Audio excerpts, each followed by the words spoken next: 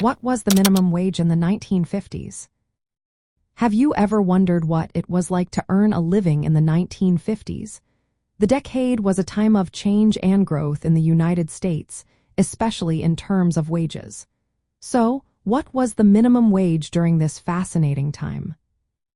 At the start of the 1950s, the federal minimum wage was set at 40 cents per hour. This was a significant amount for many workers back then. As the decade progressed, the minimum wage saw several increases. By January 25, 1950, it had risen to 75 cents per hour. This change reflected the growing economy and the need for workers to earn a fair wage. Then, on March 1, 1956, the minimum wage reached $1 per hour. This was a notable milestone, as it marked the first time the wage hit that mark. The increases continued, and by 1961, the minimum wage had climbed to $1.15 per hour, just after the end of the decade.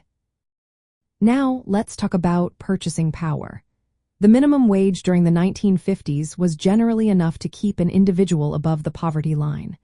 However, it often struggled to support larger families.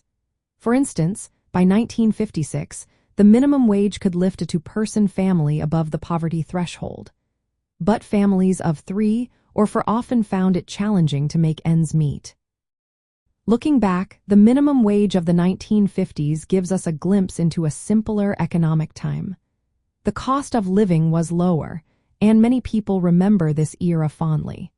However, it is essential to recognize the challenges faced by workers, especially those with larger families.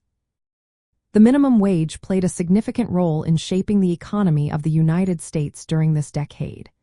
It influenced consumer spending and contributed to the overall economic growth of the time. For many, this era is a nostalgic reminder of how wages have evolved and the ongoing discussions about what a living wage should be today.